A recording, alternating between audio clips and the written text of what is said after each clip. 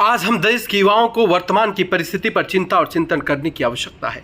नमस्कार, आप देख रहे हैं आकाश तक। मैं हूं आपके साथ आकाश राय। जैसा कि आप सभी लोग जानते हैं, हमारे देश का युवा ही हमारे देश का भविष्य है। हमारे देश का युवा कभी डॉक्टर बन, कभी इंजीनियर बन, कभी साइंटिस्ट बनकर, कभी देश का सिपाही बनकर हमारे देश को विकास के रास्ते पर ले जाता है, कभी देश की रक्षा करने में अपनी आहुति देता है। ऐसे हम युवाओं के बारे में आज बातचीत करने वाले हैं। हम सभी लोग जानते हैं कि भारत एक ऐसा लोकतांत्रिक देश है। आज भारत में युवाओं की संख्या सबसे अधिक है। एक युवा वर्ग समूह एक ऐसा है जिसमें 14 वर्ष से लेकर 40 वर्ष की आयु के लोग शामिल हैं। आज भारत में इस आयु वर्ग के लोगों की संख्या देश में सबसे अधिक है।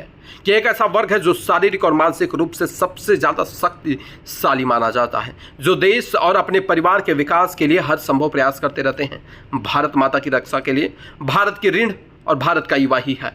देश को बनाने में युवाओं की बड़ी भूमिका होती है। किसी भी देश का भविष्य उस देश का युवा ही होता है और उस देश को सुंदर बनाने में अपनी बड़ी भूमिका निभाता है। लेकिन आज भारतीय युवा स्वार्थी हो गया है और देश की प्रगति के बारे में नहीं सोचता, बल्कि वह अपने बारे में सोचता है और उन्हें रोजगार के पर्याप्त अवसर मिल रहे हैं। लेकिन दुख इस बात का है कि युवा कितना भी शिक्षित क्यों ना हो गया हो, लेकिन देश और परिवार के प्रति अपने अधिकारों और जिम्मेदारियों को वह दिन पर दिन कहीं ना कहीं भूलता जा रहा है। लेकिन चिंतन करने की इस बात पर भी आवश्यकता है कि वर्तमान के माता पिता भी यही चाहते हैं कि उनका बेटा सिर्फ अपने परिवार और अपनी देख रेख करे और अपना विकास करे। लेकिन आजकल ये भी देखने को मिल रहा है कि लोग परिवार के भी दायित्वों का निर्वहन नहीं कर पा रहे हैं, क्योंकि उनके अंदर अगर जब तक देशभक्ति और देश प्रेम, साथ ही साथ पारिवारिक प्रेम नहीं होगा, तब तक वह समाज में कुछ बड़ा नहीं कर पाएंगे। अगर सिर्फ अपने बारे में भगत सिंह भी सोचे होते और पंडित जवाहरलाल नेहरू सोचे होते या गांधी जी सोचे होते या स्वामी विवेकानंद सोचे होते, तो क्या हमारे देश का पहचान आज जिस लेवल पर है वह रहता? तो हम अपने बच्चों को क्या कुछ सिखा रहे हैं, हमारे देश का भविष्य इस पर निर्भर करता है। आज भारत का युवा ऊंचाइयों को छूना चाहता है, लेकिन वह बहुत भूल रहा है। उन ऊंचाइयों को छूने के लिए वह अपनी जड़ें काट रहा है। भारत का युवा एक नई युवा क्रांति के लिए तैयार है। अफसोस इस बात का है कि कुछ उन्हें रोक रहे हैं।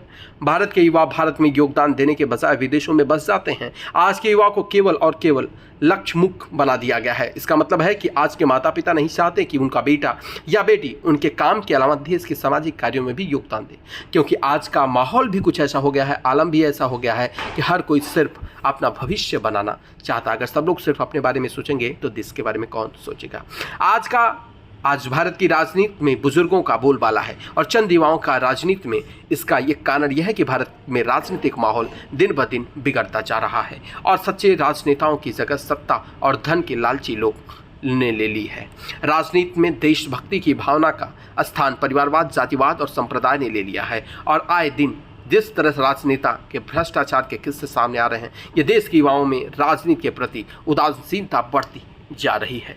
आज के वर्तमान के नेता क्या कुछ दे रहे हैं देश के लिए, भी देखना बड़ा दिलचस्प होगा। अब भारत की राजनीति में सुभाष चंद्र बोस, शहीद भगत सिंह और चंद्रशेखर आजाद, लोकमान्य तिलक जैसे नेता आज नहीं रहे, जो अपनी सूझबूझ और जोश में युवाओं के मन में एक नई क्रांति संचार कर सके। लेकिन दुख इस बात का है कि आज़ादी के बाद क्या आज अगर वो लोग जिंदा होते तो उन्हें यह वर्तमान की परिस्थिति देखकर क्या वह रह पाते?